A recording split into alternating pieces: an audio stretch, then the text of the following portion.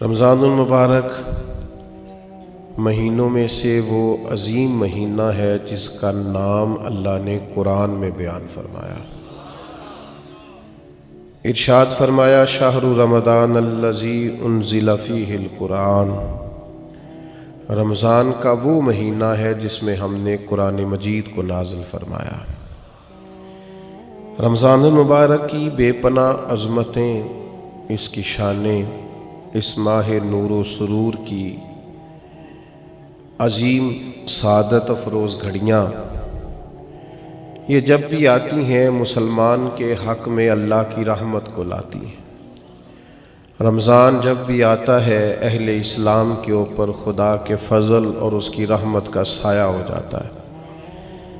اہل ایمان اس ماہ مبارک میں اپنے دل میں خاص نرمی، نیکی کا خاص جذبہ، اخوت، بھائی چارہ اور غم خواری کے خاص جذبات اپنے دل اور روح میں محسوس کرتے ہیں۔ عزیز دوستو، کچھ چیزیں بڑی غیر معمولی ہوتی ہیں، ان کی بہت زیادہ شان ہوتی ہے۔ کئی بار بھی ان باتوں کو سنیں اور ہزار بار بھی ان باتوں کو پڑھیں، بیسیوں لوگوں کے مختلف انداز گفتگو سے بھی ان باتوں کو سنیں تو پھر بھی وہ شانیں ایسے لگتا ہے کہ نامکمل ہی رہ گئے۔ رمضان المبارک اتنی عظمت والا ماہ مبارک ہے کہ اس کا تذکرہ اللہ کے قرآن نے بھی کیا ہے اور حضور علیہ السلام نے بھی جا بجا ذکر فرمایا۔ اچھا، اس کے کچھ نام میں آپ کی خدمت میں پہلے عرض کرتا ہوں۔ ایک تو اس کا نام قرآن نے بیان کیا شہر رمضان، رمضان کا مہینہ۔ پھر اس ماہ مبارک کو کچھ ناموں سے نبی پاک صلی اللہ علیہ وسلم نے یاد فرمایا۔ یہ مشکات شریف میں حدیث موجود ہے، حضور علیہ السلام نے اس ماہ مبارک کا نام لیا تو ایک لفظ، ایک جملہ حضور نے یہ فرمایا کہ شہر عظیم، یہ حضور نے بیان فرمایا عظمت والا مہینہ، عظیم مہینہ۔ یعنی کسی کو کوئی شخص کہتا ہے یہ عظیم عالم دین ہے، یہ عظیم حافظ قرآن ہے، یہ عظیم سماجی شخصیت ہے، یہ عظیم لیڈر ہے، اور جس کو حضور عظیم فرمائے، جس کو نبی کریم علیہ السلام کہیں، سرکار فرمائے، میرے نبی رحمت علیہ السلام فرمائیں کہ ماہ مبارک جو رمضان ہے شہر عظیم، یہ بڑا عظیم مہینہ ہے۔ اب کھو جائے انسان اس کی عظمتوں میں اور چلا جائے عالم حیرت میں اور ڈھونڈنے لگے کہ اس کی عظمتیں کیا کیا ہیں، اس کی شانیں کیا کیا ہیں، آخر وہ کتنا کو عظیم ہے جسے مدینے والے نے عظیم کہا ہے، اس کے اندر کتنی کو عظمت پائی جاتی ہے، کتنی کو بلندی شان ہے، کتنی کو رفعت ہے، جسے نبی پاک علیہ السلام نے عظیم فرمایا۔ تو ایک تو حضور نے فرمایا شہر عظیم، اور دوسرا حضور نے اس کا نام لیا، فرمایا شہر مبارک، فرمایا یہ بڑا مبارک مہینہ ہے۔ یہ لفظ مبارک ہمارے ہاں عرف میں بھی استعمال ہوتا ہے۔ یہ جب کوئی شخص بولتا ہے نا مبارک، تو اس سے خوشخبریاں ذہن میں آتی ہیں، اس سے کامیابیاں ذہن میں آتی ہیں۔ جب کہا جاتا ہے آپ کو مبارک ہو، مبارکباد ہو، تو اس سے انسان کی حاشیہ خیال میں محسوس ہوتا ہے کہ کوئی عظیم انعام ملا ہے، کوئی عظیم رحمت عطا ہوئی ہے، کوئی منفرد سا، حسین سا، خوبصورت سا تحفہ ملا، کسی بہت بڑی کامیابی سے اللہ تعالیٰ نے ہمکنار فرمایا ہے، تو پھر کہتے ہیں مبارک ہو۔ تو نبی پاک نے رمضان المبارک کو فرمایا شہر مبارک، یہ مبارک مہینہ ہے، برکت والا مہینہ، یعنی اس کا ہر لمحہ ہی مبارک ہے۔ روزہ رکھیں تو پھر بھی مبارک ہے، افطار کریں تو پھر بھی مبارک ہے، رمضان المبارک کے اندر کسی کو روزہ افطار کرائیں تو پھر بھی मुबारक है। इस माह नूर व सुरूर के अंदर कुरान मजीद तरावी में सुनाएं तो फिर भी मुबारक है, पीछे हो के सुने तो फिर भी मुबारक है। रब दे तौफीक, अल्लाह करे फजल, तो रमज़ान अल मुबारक के अंदर अगर मिले तौफीक बंदा बैतुल्लाह की ज़ियारत करे तो बड़ी मुबारक है। और अगर अल्लाह तौफीक दे और इंसान ये माह मुबारक मदीना मुनव्वरा में गुजारे तो फिर बड़ी मुबारक है। तो हर हर लम्हा मुबारक है, हर हर घड़ी मुबारक है। रमज़ान सारा ही मुबारक है। पहला अशरा भी मुबारक है, दरमियान वाला भी मुबारक है, आखिरी भी मुबारक है, ताक रातें भी मुबारक हैं, लैलतुल कद्र भी मुबारक है। तो हुजूर ने फरमाया शहरुल मुबारक, ये क्या है? मुबारक महीना है। कौन सा महीना है? ये जितने लोग मायूस हैं ना किसी भी वजह से, खुदा न खास्ता परेशान है किसी भी वजह से, महसूस करते अब पीछे रह गए किसी भी वजह से, तो वो यूं समझ लें कि ये वो महीना आ गया है जिसमें मुबारक ही मुबारक है, जिसमें करम ही करम है, अता ही अता है। अब परेशान नहीं होना, शहरुन मुबारकुन, ये मुबारक महीना आ गया, बरकत वाला महीना आ गया। अब कोई परेशानी नहीं, कोई पछतावा नहीं, कोई पीछे नहीं हटना, कोई कमजोर नहीं पड़ना। ये मुबारक महीना, इसको नबी करीम ने मुबारक कहा। तो इसके लम्हे लम्हे में आपने तसव्वुर बांधना है कि ये मुबारक दिन है। इसमें रिस्क आएगा तो वो भी मुबारक ही आएगा, कोई शख्स मिलेगा तो इंशाअल्लाह खैर ही होगी, कोई अमल करेंगे तो इंशाअल्लाह बरकत ही होगी, कहीं हम अल्लाह की रज़ा के लिए कुछ खर्च करेंगे तो फिर भी बरकत ही होगी। महीना ही मुबारक, इसको नबी करीम ने मुबारक कहा है।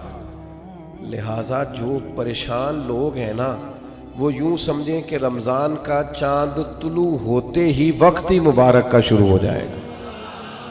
बीमार समझें कि शिफा होने लगी है, मकरूज समझें कि रिहाई मिलने लगी है, तंगदस्त समझें कि वुसअत आने लगी। और हदीस में लफ्ज़ भी हैं, मिशकात शरीफ में ये लफ्ज़ हदीस के मौजूद हैं। हुजूर फरमाते हैं रमज़ान मुबारक में मोमिन का रिस्क बढ़ा दिया जाता है, उसके रिस्क में बरकत कर दी जाती है। अल्लाह ताला अपने फजल से वुसअत फरमा देता है। तो मेरे भाई आप तवज्जो फरमाइएगा, गौर कीजिएगा और समझ लीजिएगा इस बात को कि हुजूर ने इसे शाहरुन अजीम भी कहा, शाहरुन मुबारकुन भी कहा। आगे भी अर्ज करूं, नबी पाक ने इसे शाहरुस सबर भी कहा। ये सबर का महीना है, इसमें सब्र करना है, खाने पीने से भी सब्र करना है, नफसानी ख्वाहिशात से भी सब्र करना है, गुस्सा आए तो फिर भी सब्र करना है, कोई तकलीफ पहुंचाना चाहे तो फिर भी सब्र करना है, कुछ झगड़ा करना चाहे तो फिर भी सब्र की जज़ा जन्नत है।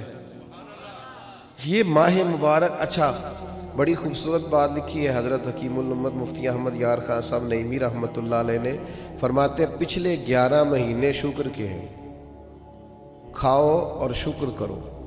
रमज़ान महीना सब्र का है, सहरी में खाओ और इफ्तारी तक सब्र करो, ये सब्र का महीना है। पहले खाओ और शुक्र करो, जितनी दफ़ा भूख लगे खाओ और शुक्र करो, यहाँ खाओ और सब्र करो। ये सब्र की ट्रेनिंग का महीना है। थोड़ा सा माहौल में ना बेसब्री सी आ गई है, लोग बेचैन रहने लग गए, जल्दी मुतासिर होते हैं और फिर जल्दी मोहब्बत करते हैं और फिर अल्लाह न करे जल्दी नाराज़ भी होते हैं और जल्दी नफरत भी करते हैं। लोग बड़ी जल्दी किसी बात के बारे में फैसला करते हैं, बड़ी जल्दी राय देते हैं।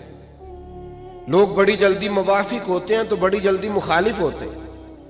लोग बड़ी जल्दी बदगुमान होते हैं।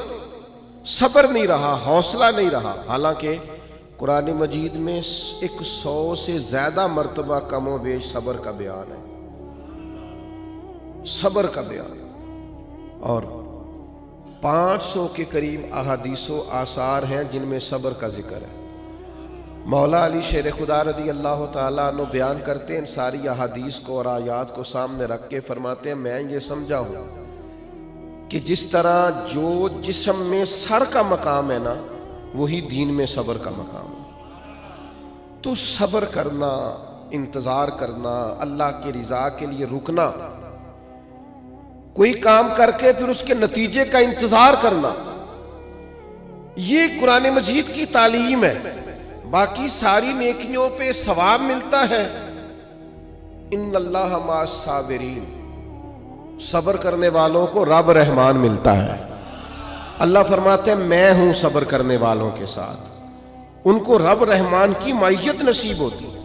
تو صبر کا مہینہ ہے رمضان، اس لیے جلد باز تبصرے بھی کم سے کم کیجئے گا، بدگمانی بھی کم سے کم کیجئے گا، تھوڑا صبر کر کے دیکھیں تو صحیح، ذرا ٹھہریں تو صحیح، نتیجہ آنے تو دیں، رزلٹ نکلے گا۔ لیکن حوصلہ، اطمینان اور یہ جو خاموشی ہوتی ہے یہ بڑا طوفان ہوتی ہے۔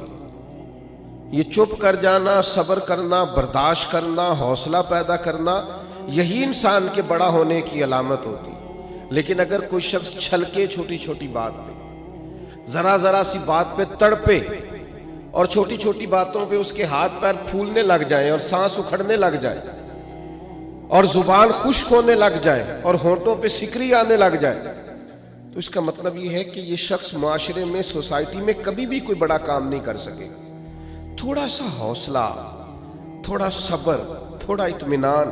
کسی سیرت نگار نے بڑی خوبصورت بات لکھی ہے، کہتے مکے والے لوگ دشمن بن کے حضور کے مقابلے میں نکلے، پر محبوب نے اتنا صبر کیا، اتنا صبر کیا کہ حضور کے صبر نے ان سارے دشمنوں کو نبی پاک کا غلام بنا دیا۔ وہ دشمنیاں عقیدت میں بدل گئیں۔ آپ تھوڑا صبر تو کریں۔ میں جھگڑے ہو جاتے ہیں نا دوستوں کے، اور کبھی گھروں میں بھی، بعض اوقات خاندانوں میں بھی جھگڑا ہو جاتا ہے، تو میں کہتا ہوں ذرا کمنٹس تھوڑے سے تھوڑے کرنا، رد عمل ذرا کم سے کم دینا، اس لیے کہ اس کام کی ہونی تو آخر میں صلح ہی ہے۔ تو ایسا نہ ہو کہ آپ اتنی سخت رائے دے چکے ہوں بے صبری کے عالم میں کہ پھر وہ آپ کی صلح کے رستے میں وہ جملے رکاوٹ بن جائیں۔ تو صبر سے، اطمینان سے، قرار سے، یہ سارا رمضان المبارک صبر سکھاتا ہے۔ یعنی آپ کے گھر میں نعمتیں پڑی ہیں اور آپ کے سامنے پڑی ہیں اور آپ کی اپنی ہیں اور آپ کی جائز کمائی کی ہیں، اور بھوک بھی پوری لگی ہوئی ہے، کھانا نہیں، صبر کرنا ہے۔ رب کا جب تک حکم نہیں نہ آتا، افطار کا ٹائم نہیں ہوتا، اتنی دیر تک کھانا، یہ صبر ہے۔ تو یہ صبر ہی پھر انسان کو محرمات پر صبر سکھائے گا۔ یہی صبر پھر سکھائے گا کہ جس طرح تیرے پاس سہولت موجود ہے، تو کھا سکتا ہے، تیرے کنٹرول میں، پر تو نہیں کھاتا، اسی طریقے سے کچھ چیزیں تیرے کنٹرول میں ہیں، تو لے سکتا ہے، پر چونکہ تیرے لیے جائز نہیں، لہذا تو نے صبر کرنا ہے اور وہی لینا ہے جو تیرے رب نے تیرے لیے جائز رکھا ہے۔ حرام کی طرف ہاتھ کو بڑھانا نہیں، نظر کو للچانا نہیں، کبھی بھی لقمہ حرام کی طرف نہیں بڑھنا، اس لیے کہ اللہ تعالیٰ نے یہ تیرے لیے مقام صبر رکھا ہے، اور اس مقام صبر کو کبھی بھولنا، تو نبی پاک نے اسے شہر العظیم بھی کہا، اسے شہر المبارکن بھی کہا، شہر الصبر بھی کہا۔ پھر نبی پاک صلی اللہ علیہ وسلم نے فرمایا وشہر المواسات، فرمایا یہ مواسات کا مہینہ ہے، یہ غم خاری کا مہینہ ہے، دوسروں کا خیال کرنے کا مہینہ ہے، دکھ بانٹنے کا مہینہ ہے۔ ہم نے نا اپنے دیہاتوں میں ایک بات دیکھی کہ جو بچیاں بیاہ کے چلی جاتی تھی نا، رمضان کا مہینہ آتا تھا تو ماں باپ کہتے تھے کہ اسے کہو کہ رمضان یہی نہیں آ جاتی، روزے یہیں رکھ لے۔ اچھا یہ نہیں بھی نہ ہوتا تھا تو آخری 4-5 دن یا آخری عشرہ کہتے تھے کہ بیٹی کو بھی اور نواسے نواسیوں کو بھی بلا نہ لے، ذرا عید یہیں پہ کر لیں، تھوڑا سا یہاں آ جائیں اور تھوڑا سا ہم خدمت کریں، تھوڑا کھلائیں پلائیں۔ ہم نے یہ دیکھا کہ لوگ نا رمضان المبارک کا خاص اہتمام کرتے، یعنی افطار کا شوق ہوتا کہ میں کسی کو افطار، اب تو خیر افطاریاں سیاسی ہو گئی، اب تو گاہک پکے کرنے کے لیے افطاری ہوتی ہے، پارٹیوں کی افطاری ہوتی ہے، اب تو سیاسی افطاری ہوتی ہے، اب تو ووٹ شوٹ پکے کرنے کے لیے افطاری ہوتی ہے، اور اس میں تصویریں ہوتی ہیں اور اس کے اندر جناب VIP کا ماحول، کریں کوئی حرج نہیں، یہ جائز ہے، کوئی منع نہیں، امیر سے امیر آدمی کی افطاری کرائیں، اچھے مقاصد کے لیے کرائیں تو بالکل جائز ہے، کوئی منع نہیں، لیکن اس سارے میں غریبوں کو نہ بھول جائیں۔ جو اصل حقدار ہیں ان کا حق نہیں بھولیں. غربا کے ساتھ ضرور کچھ نہ کچھ ایسا ماحول بنائیں کہ وہ باوقار طریقے سے افطار میں شریک ہو جائیں. افسوس کے ساتھ کہنا پڑتا ہے کہ رمضان غمخاری کا مہینہ ہے. اسے نبی پاک صلی اللہ تعالیٰ علیہ وسلم نے غمخاری کا مہینہ قرار دیا. دوسروں کے دکھ بانٹنے تھے، اشک شوئی کرنی تھی، غریبوں کی مدد کرنی تھی، یتیموں کے سر پہ ہاتھ رکھنا تھا، بیواؤں کے لیے کوشش کرنی تھی، مسافروں کے لیے کوشش کرنی تھی، مقروضوں کے لیے کوشش کرنی تھی. لیکن ہم کیا کرتے ہیں؟ ہم رمضان میں اپنے خرچے بڑے بڑھا لیتے ہیں. عید ایک جوڑے سے بھی گزر جاتی ہے، لیکن ساری عید جو ہے وہ کپڑے پسند کرنے میں سارا رمضان گزر جاتا ہے، سلوانے میں گزر جاتا ہے، نئے سے نئے ڈیزائن دیکھنے میں گزر جاتا ہے. عبادت کے دن ہیں اور ان سارے دنوں کو اس طرح کر کے ہم ضائع کر بیٹھتے ہیں. تو میرے عزیز، دوسروں کے کام آنا تھا، بجائے اس کے کہ اپنے خرچے اتنے بڑھا لیے جاتے کہ لوگ آزمائش میں آ جاتے ہیں. رمضان سے پہلے سوچنے لگ جاتے ہیں کہ رمضان بھی آ گیا اور اتنے زیادہ اخراجات اضافی ہوں گے. تو تھوڑا تھوڑا ان اخراجات سے چیزوں کو بچا کر کے، یعنی حضور علیہ السلام نے سخاوت کا طریقہ یہ بتایا تھا کہ 2 کا کھانا 3 کو پورا آ جائے، اور 3 کا کھانا 4 لوگ کھا لیں، اور 4 کا 5 لوگ کھا لیں. تو اپنے اسی دسترخوان میں سے آپ کچھ نکال کے اس شہر مواسات کے اندر، اس غمخاری کے مہینے کے اندر آپ دوسروں کی اشک شوئی کریں. ماہ رمضان مبارک غریب پروری میں گزاریں. غور فرمائیں کہ کہاں کہاں لوگ ضرورت مند ہیں. ہم نے بچپن میں مساجد میں بڑی بڑی افطاریاں دیکھی، اور واقعتاً مسافر لوگ آ جاتے تھے تو وہاں علاقے کے لوگ ہی، آج فلاں نے دیگ پکا رکھی ہے، فلاں نے چاول بنا رکھے ہیں، تو مسجدوں میں بھیج دیے جاتے تھے اور مسجد میں افطار ہوتا تھا. اور اگر مسافر نہیں بھی ہوتے تھے تو اس محلے، اس گاؤں کے، اس علاقے کے جو غربا ہوتے تھے وہ مسجد میں جمع ہو جاتے تھے اور افطار کر لیتے. لیکن اب آہستہ آہستہ چیزیں سکڑ گئیں، چیزیں سمٹ گئیں. ہمارے اپنے معاملات اتنے انفرادی سے ہو گئے ہیں، ہر آدمی کی ایک مخصوص سی پسند ہے، مخصوص سی چیزیں وہ کھاتا ہے، اس میں وہ اپنے آپ کو جینا اور اپنے آپ کو رکھنا بہتر جانتا ہے. وہ اٹھ کر اپنی ذات سے اوپر سوچنا گوارا ہی نہیں کرتا. میرے عزیز، یہ غمخاری کا مہینہ ہے. کیا حسین لفظ ہے حدیث میں. صحابہ فرماتے جب رمضان آتا تو حضور قیدیوں کو آزاد کرتے، ہر سائل کو عطا کرتے، نبی پاک بانٹتے، دیتے، ہر ایک کو نوازتے. ہمارے ہاں لائنیں لگتی ہیں زکوٰۃ لینے والوں کی، اور جناب جو دینے والے ہیں وہ بگڑ جاتے ہیں، کہتے ہیں آپ 9 بجے ہی آ گئے، سونے بھی نہیں دیتے. اور پھر یہ کہ آپ وہ تو نہیں جو پہلے بھی آئے تھے. اور دوسرا یہ کہ آپ اگر ترتیب سے کھڑے نہیں ہوں گے تو میں بھگا دوں گا سب کو، کچھ بھی نہیں ملے گا. سچ بتانا، جب اللہ نے ہمیں دیا تھا تو لائنوں میں لگا کے دیا تھا. سچ بتانا، جب اس نے ہمیں دیا تھا تو یہ رویہ تھا. کسی درویش سے کسی نے کہا تھا میرا دل تو کرتا تھا اللہ کے رستے میں خیرات کروں پر کوئی مستحق نہیں ملتا. تو شیخ مسکرا پڑے تو کہا حضرت آپ کے مسکرانا بڑا معنی خیز ہے، آپ کیوں مسکرائے؟ تو فرمانے لگے پہلے تو بتا، جو جو اللہ نے تجھے دیا تیرا حق بنتا تھا؟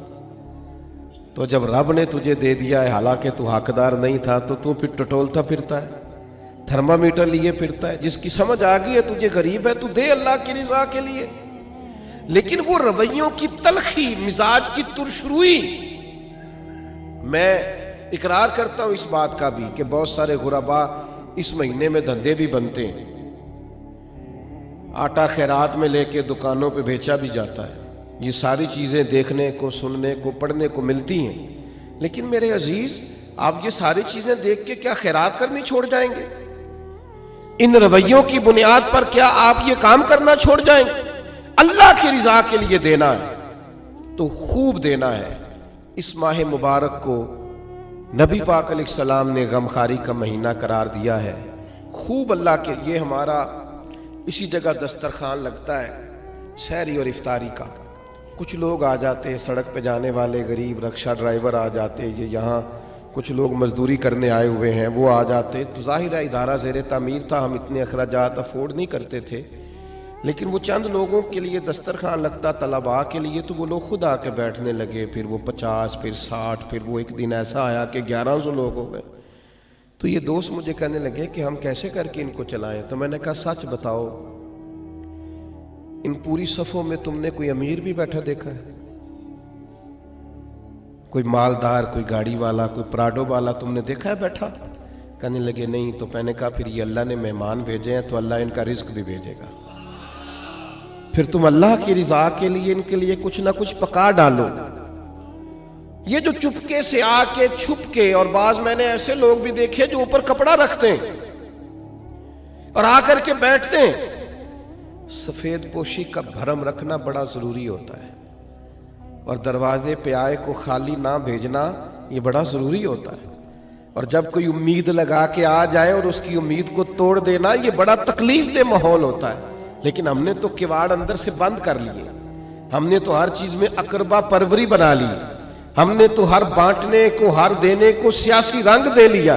خدا را یہ غمخاری کا مہینہ ہے، پلٹ کے دیکھنا یتیموں، مسکینوں، غریبوں کو جو چپ ہیں، جو بولتے نہیں، جو عید سے قبل میاں بیوی مشورہ کرتے ہیں کہ ہمارے کپڑے نئے ہیں بس بچوں کو لے کے دے دیے جائیں، ہماری خیر ہے، میرا جوڑا ٹھیک ہے، میں گزارا کر لوں گا، یہ فلانی شادی پہ لیا تھا، تو بچوں کا سوچ۔ گندم امیر شہر کی ہوتی رہی خراب، اور بچی کسی غریب کی فاقے سے مر گئی۔ او بھائی یہ فرق مٹانا پڑے گا، یہ جو بہت زیادہ تفریق ہے، یہ ماہ نور و سرور آیا ہے، اس میں ارادہ کریں۔ اور میری اپیل ہے ان لوگوں سے جو راشن بانٹتے ہیں، جو کسی کے گھر میں کچھ پہنچاتے ہیں، وہ رمضان کا انتظار نہ کریں، رمضان سے 2 دن پہلے پہنچا دیں۔ اور میں ذمہ داری کے ساتھ آپ سے وعدہ کرتا ہوں کہ آپ رمضان کی نیت کر کے رمضان سے پہلے دیں، اللہ رمضان جتنا اجر عطا فرمائے گا، لیکن پہلے سے یہ کام کریں، اشک شوئی کریں۔ 2 باتیں آپ کی خدمت میں عرض کرنی ہے۔ ایک تو رمضان المبارک کا قرآن مجید سے بہت زیادہ تعلق ہے، بہت زیادہ، اس لیے کہ قرآن مجید کہتا ہے شہر رمضان الذی انزل فیہ القرآن، رمضان کا وہ مہینہ جس میں ہم نے قرآن مجید نازل فرمایا۔ حضرت امام اعظم ابو حنیفہ رحمۃ اللہ علیہ کا طریقہ یہ تھا کہ آپ ایک سپارہ قرآن مجید کا گھر میں پڑھتے تھے، ایک مسجد میں پڑھتے تھے، ایک رات کو تراویح میں پڑھتے تھے، ایک گھر میں اور ایک مسجد میں اور ایک رات تراویح میں۔ تو کتنے قرآن مجید ختم ہو گئے رمضان میں؟ 3۔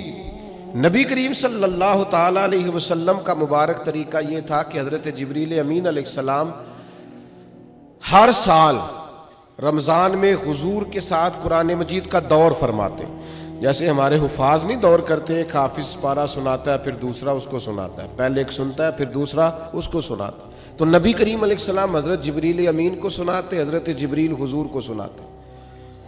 اور جس سال حضور کا وصال ہوا اس سال 2 مرتبہ نبی کریم نے دور فرمایا قرآن مجید کا۔ میں ایک دفعہ سفر پہ تھا،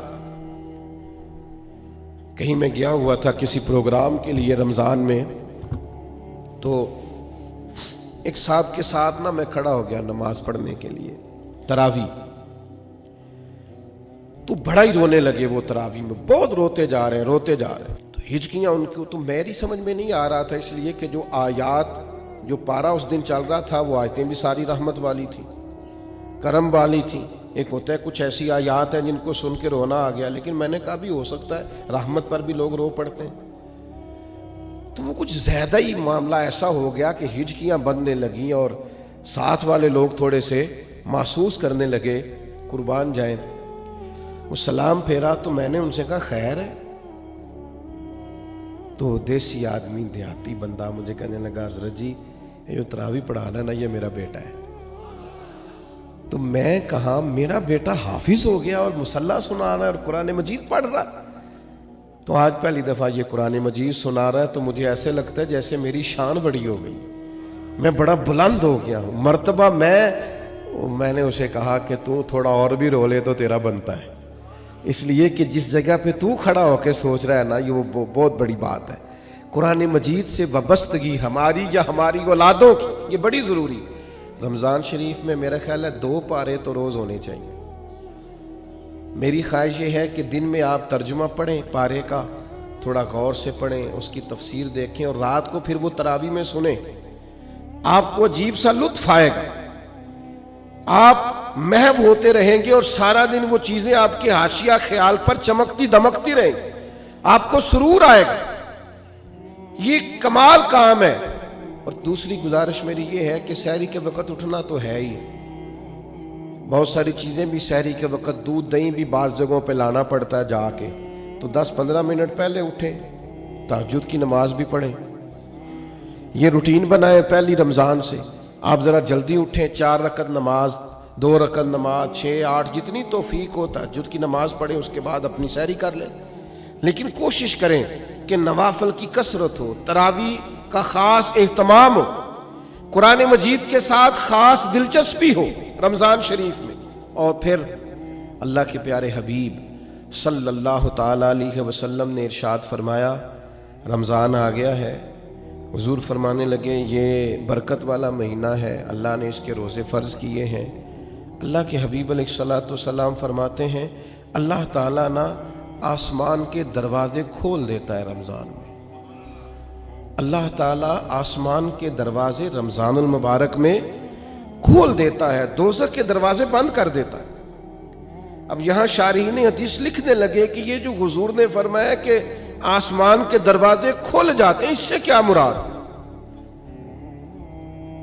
اس سے نبی کریم علیہ السلام نے ہمیں کیا سمجھایا؟ حضور کی باتیں چونکہ بڑی معنی خیز ہیں، جوامع الکلم ہیں، تو شارحین حدیث نے لکھا یہ جو حضور فرماتے ہیں نا آسمان کے دروازے کھل جاتے ہیں، اس کا مطلب یہ ہے کہ رحمت بھی نازل ہوتی ہے، برکت بھی نازل ہوتی ہے، بخشش بھی نازل ہوتی ہے، رزق بھی دیا جاتا ہے، رحمت بھی برسائی جاتی ہے۔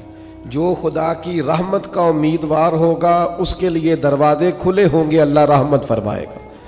جو اس کی بارگاہ سے بخشش کا سوالی ہوگا اس کے لیے بھی رمضان میں آسمان کے دروازے کھلے ہوں گے اور اس کو بخشش عطا کی جائے گی۔ اور جو سمجھتا ہے کہ میں پریشان ہوں رزق کے مسئلے میں، اس کے لیے بھی دروازے کھلے ہوئے ہیں، وہ اللہ کے سامنے جھولی پھیلائے رمضان میں، اسے رزق بھی دیا جائے گا۔ جو اولاد کا طلبگار ہے اسے اولاد دی جائے گی، جو رب کی بارگاہ سے اس کے قرب کا طلبگار ہے اسے قرب خداوندی دیا جائے گا، جو اس کے محبوب کی نگاہ کا طلبگار ہے اسے دروازہ جو کھل گیا ہے۔ اب جو تم اللہ سے اس کا فضل مانگو گے اللہ رمضان المبارک میں اپنی رحمت سے عطا فرمائے گا۔ لیکن شرط یہ ہے کہ یہ نہ ہو کہ جب مانگنے کا ٹائم ہو تو ہم سو رہے ہوں۔ کچھ لوگ بڑی عجیب و غریب سی ریت پیدا کر لیتے ہیں، وہ بس روزہ ہی رکھتے ہیں، باقی سارے امور اللہ ماشاءاللہ غفلت میں گزر جاتے ہیں۔ اپنے آپ کو محتاط رکھ کے یہ کرم کی برکھا جب برسے تو پوری توانائی کے ساتھ اپنے آپ کو ذہنی طور پر عبادت کے لیے تیار کریں۔ میں دوستوں کو منع کیا کرتا ہوں، میں کہا کرتا ہوں مہربانی کیجئے گا رمضان المبارک کے اندر تبصرے نہ کیجئے گا، اس لیے کہ اگر تبصروں سے کوئی ملک ٹھیک ہوتا تو سب سے پہلے پاکستان نے ٹھیک ہونا تھا۔ سب سے زیادہ تبصرے ہمارے ملک میں ہوتے ہیں، سب سے زیادہ بریکنگ نیوز ہمارے ملک میں چلتی، سب سے زیادہ اچھا تبصرہ کرنے والے یہاں لوگ پائے جاتے ہیں۔ تو ہم نے سارا سال خبریں دیکھ لیں، تبصرے کر لیے، فلاں نے فلاں کو گرا دیا، فلاں نے فلاں کو اٹھا دیا، اب یہ سارا ہمیں پتہ ہے۔ تو مہربانی کریں رمضان شریف میں نا خبروں سے بھی بچیں، ادھر ادھر کی بری ویڈیوز سے بچیں، موبائل کے غلط استعمال سے بچیں۔ آپ فوکس کریں کہ آپ نے عبادت کرنا، توجہ کریں کہ اپنا سارا وقت اللہ کی رضا کے لیے لگانا ہے، ایک لمحہ بھی بیکار نہ کریں۔ حضور نے اتنی عظمت رمضان کی بیان کی، اتنی عظمتیں بیان کی، اور آخر میں ایک ایسا جملہ کہا کہ اگر اسے کھولا جائے نا تو ہر چیز ہی ایک دوسرا رخ اختیار کر جاتی ہے۔ اللہ کے محبوب علیہ السلام رمضان کی ساری شانیں بیان کرنے کے بعد فرمانے لگے اگر تمہیں پتہ چل جائے نا کہ رمضان کی شان کیا ہے، یعنی اتنی شانیں بیان کرنے کے بعد بھی فرمایا اگر تمہیں پتہ چل جائے، تم اس گہرائی تک پہنچ جاؤ، تم وہ گہرائی پا جاؤ کہ آخر رمضان کی عظمت کتنی ہے، فرمایا اگر تمہیں پتہ چل جائے تو تمہارا دل کرے سارا سال رمضان ہی رہنا چاہیے، سارا سال رمضان ہی رہنا چاہیے۔ اور ایک جملہ حدیث کا کبھی نہیں بھولنا آپ نے، حضور فرماتے ہیں میرے پاس جبریل امین آئے اور انہوں نے آن کر کے عرض کی یا رسول اللہ، 3 باتیں ہیں حدیث میں لیکن ہمارے موضوع کی جو بات ہے بس اسی پر رہتے ہیں۔ حضرت جبریل عرض کرنے لگے یا رسول اللہ، برباد ہو جائے وہ شخص جس نے رمضان کا مہینہ پایا اور پھر اپنی بخشش نہ کرا سکا، محروم رہ گیا وہ آدمی جسے رمضان ملا، اس کی زندگی میں آیا اور وہ رمضان میں تندرست تھا، صحت یاب تھا، پھر رمضان کی برکات نہ سمیٹ سکا، وہ محروم رہ گیا اور وہ برباد ہو جائے، اس کی ناک خاک آلود ہو جائے۔ حضور فرماتے حضرت جبریل نے جب یہ کہا تو میں نے کہا آمین، یعنی اللہ کرے ایسا ہو جائے، واقعی اس کی ناک خاک آلود ہو جائے کہ رمضان بھی ملا تھا، اس کی زندگی میں آیا تھا، اللہ تعالیٰ نے عافیت دی تھی، اعصاب اور قوا مضبوط تھے، لیکن پھر بھی اپنی بخشش کا سامان نہیں کر سکا، اس کی ناک خاک آلود ہو جائے۔ کیا سارا 11 مہینے کاروبار کرتے ہیں، نئی کاروباری پالیسیاں نہ بنائے رمضان میں کہ میں کون سا بزنس کروں۔ ہمارے ایک دوست اکثر کہا کرتے ہیں کہ لوگ رمضان میں چیزیں مہنگی کر دیتے ہیں، بلکہ اب تو پالیسی زیادہ بہتر ہو گئی ہے، چونکہ حکومت نے کچھ نہ کچھ سستی کرنی ہوتی ہے تو وہ رمضان سے پہلے 2 مہینے مہنگی کر لیتے ہیں تاکہ رمضان آئے تو ہمیں کہنا پڑ جائے کہ دیکھو ہم نے یہ 10 روپے سستی کر دی ہے، چونکہ اس سے پہلے جو مہنگی بڑی کر لی تھی۔ تو یہ دھوکہ کس کو دے رہے ہیں؟ کس کو دے رہے ہیں؟ وَمَا يَخْدَعُونَ إِلَّا أَنفُسَهُمْ، اللہ کہتا ہے کچھ دھوکے تم صرف اپنے آپ کو دیتے ہو، کسی اور کو نہیں دیتے۔ رمضان کی سعادت افروز گھڑیاں ہیں، رمضان المبارک کی بخت سنوارنے والی گھڑیاں ہیں، رمضان کی نصیب چمکانے والی گھڑیاں ہیں، رب کو راضی کرنے والی گھڑیاں ہیں۔ رمضان کی وہ گھڑیاں ہیں جس میں جو آدمی سمجھتا ہے میں بڑا پیچھے رہ گیا ہوں، وہ بھی آگے بڑھے، اللہ کی رحمت پالے اور وہ بھی دوڑ کر کے زندگی کے سفر میں آگے نکل جائے، اللہ کی رحمت اسے ملے گی۔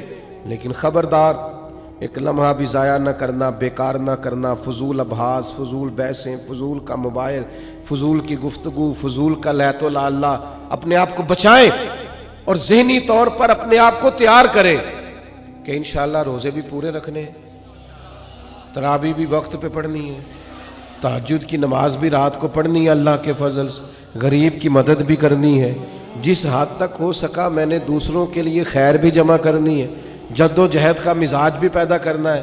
یہ ضرور اپنی طبیعت کے اندر چیزوں کو پیدا کریں۔